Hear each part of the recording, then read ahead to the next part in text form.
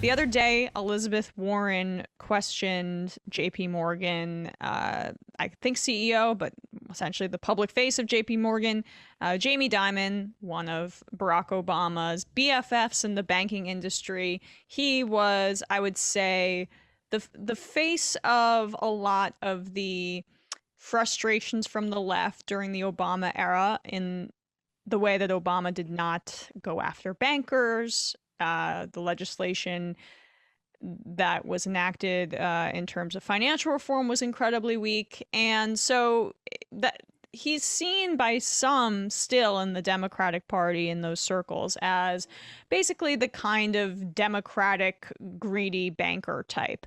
But Elizabeth Warren was having none of that in a questioning of him over, I don't think that's what the hearing was about, but she went after him essentially about the obscene amounts of overdraft fees that JPMorgan Chase charged its customers in the middle of a pandemic in 2020. This was pretty expertly done. Let's take a look. So let me start with you, Mr. Dimon. You are the star of the overdraft show. Your bank, JPMorgan, collects more than 7 times as much money in overdraft fees per account than your competitors.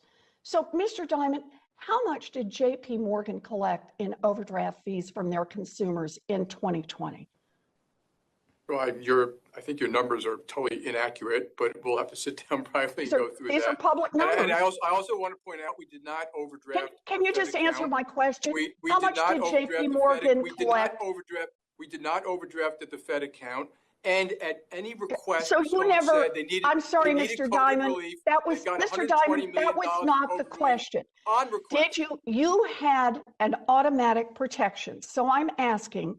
You were recommended, the regulators recommended you offer that same kind of protection to your customers. And how much, in fact, did JPMorgan collect in overdraft fees from their customers in 2020? Do you know the number? I don't know the number in front of me, but well, I actually have the number in front of me. Upon request, $1.463 billion.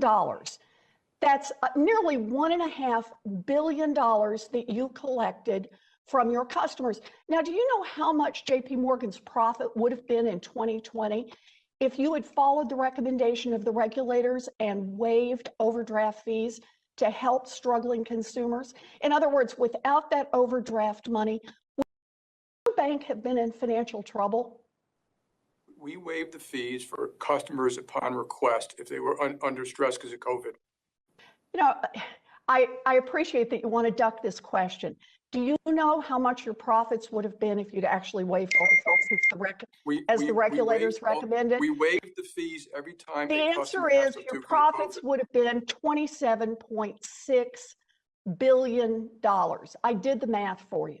So here's the thing. You and your colleagues come in today to talk about how you stepped up and took care of customers during the pandemic, and it's a bunch of baloney. In fact, it's about $4 billion worth of baloney, but you could fix that right now. Yeah, I mean, so I think it was very well done just because that was what Dimon was coming in there to do, based on what I said earlier. He has a cozy relationship with many in the Democratic Party based on that history, which is important to understanding the context. And he wanted to essentially wage some sort of PR campaign about how JPMorgan Chase was actually quite kind to its customers. Notice that, you know, another frustration with Warren is she's always focused on consumers. I mean, this is her niche, but it's not more just like, what does citizens deserve in this country? But that's a very minor critique overall. Mostly, it was incredibly well done because she cornered him there. Also, JPMorgan Chase executives are about to receive millions of dollars in stock buybacks. And one key thing that she mentioned was that Dimon went against the recommendations of regulators in 2020. Recommendations does not equal regulation, right? And this is not anything, it doesn't have anything to do with Warren. Obviously, in 2020, Donald Trump was president. But this is what happens when instead of actual regulation, you make recommendations. They break records in how many overdraft fees that they charge their customers as people are going through a pandemic, as there's peak joblessness, as there's people who are getting on the brink of starvation and would be evicted from their homes if there wasn't some sort of moratorium. I mean, this is exactly what happens. And so there was a lot there, but I'll let you guys jump in. It's also just sick that, you know, he basically offers up, you know, we waived it for anyone who asked for it. Like, and they still collected nearly $1.5 billion. It's just like, I don't know. It's just so, I get so fucking frustrated with it. Like, I still want, you know, that sort of, you know, recognition as, you know, a good banker. I mean, yeah. I mean, that's how they get you, right? The opt out, right? It should be like, you know, you have to opt in for the, you know, like the idea that you would have to spend the time to call up and ask for it, even know that you can do that. You know, like there are people who wouldn't even think to do that, but that's why they do it, you know? And, you know, Warren is in her element here. And, you know, even if someone is upset with Warren for other reasons, you need to be able to separate, you know, that Warren with the Warren we see when she's doing something like this, which is, you know, she's on point. This is her specialty. Like you said before, Emma, she knows how to take it to these guys and you know, sort of unmask them for, you know, their spin here. Like how he tries to say, I don't think those numbers are accurate. I'll have to get back to you. Well, I mean, you know the numbers. Come on, buddy. You know the numbers. You know damn well they are. Because if they weren't, you would have that ready to go to dispel right then and there. And just the arrogance to respond like that to a Senate questioning. I mean, he thinks he's above the Senate because he's rich and powerful. I mean, that was how he responded. I think I like seeing clips like this. I also think, you know, there's a reason a lot of what Pelosi gave to the squad was the House Oversight Committee stuff, which is this sort of like public facing grilling stuff, which I think that Jamie Dimon, like, yeah, he is above it, frankly. Like, who cares? Who cares? You want to make me look dumb for 2 minutes on C-SPAN? I have billions at my disposal. Well, yeah, so I mean, that's my point. And also, as somebody who has tried to get like a refund from anywhere in the past year, let me tell you, like I strongly doubt that anytime anyone called in for a refund for their overdraft fee that they were able to get it easily. That just strikes me as not true.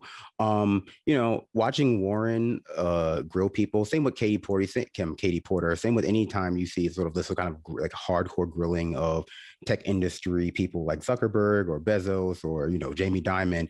You know, it's cathartic in some ways, and it just really makes me wish that we had like laws and people to enforce them.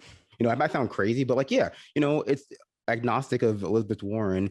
You know, it's clear that she can lay out, maybe not in this clip because they're like recommendations, not regulations, but in various clips, it's clear that she can lay out how these things are not only amoral, but also, you know, pretty illegal and pretty shady, and how if we only had a functional government, maybe we'd be doing something about this.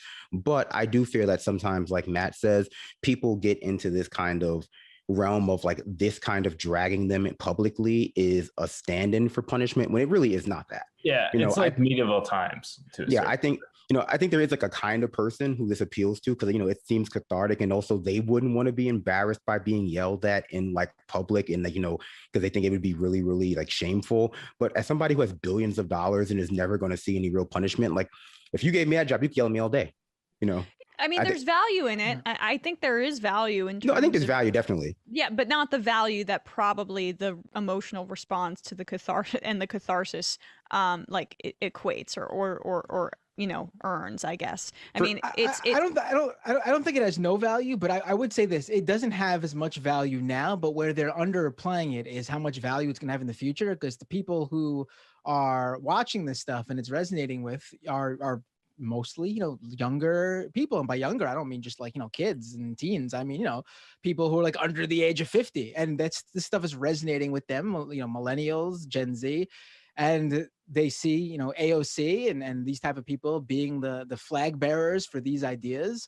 And that's why you're seeing a younger generation get more and more left. I mean, and they're not growing out of it either, like the old trope is, you know. That's I think it's the value is what it will do for the future, I think. No, I agree. I mean, I think we, you know, millennials aren't growing out of it because we're not growing into jobs that, you know, pay anything, right? Like like our parents, if we happen to belong to a certain subsect of society, we're promised. I think the value in it is, like Matt says, the future.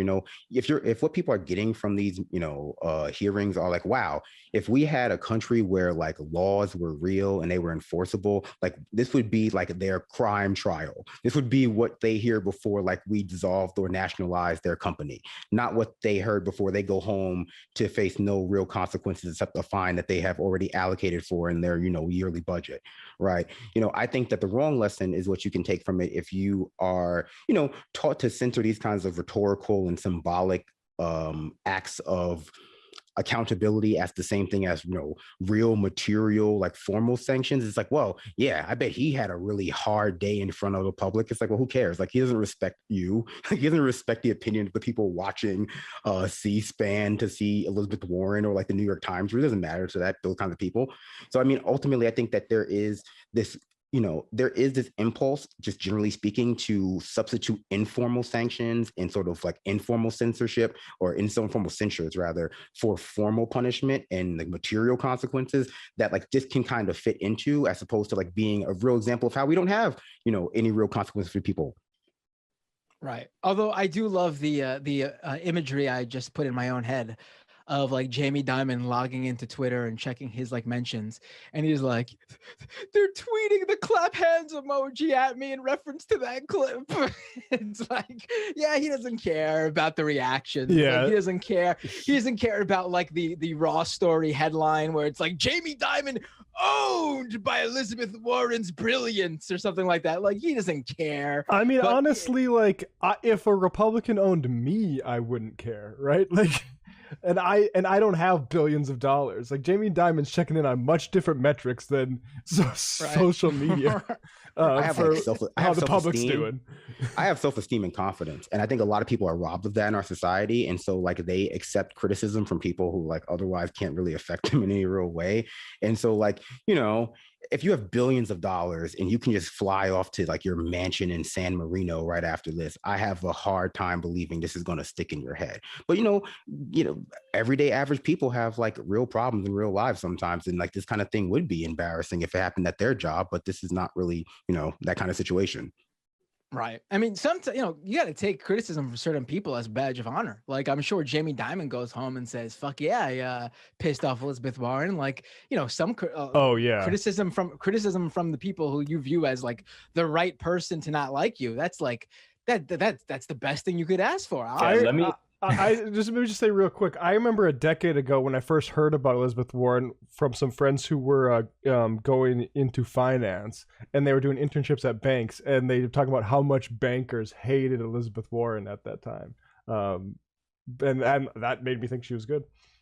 Yeah, it's a small price to pay for increasing your bank's profits by close to 5-10% to get grilled by a senator for 5 minutes.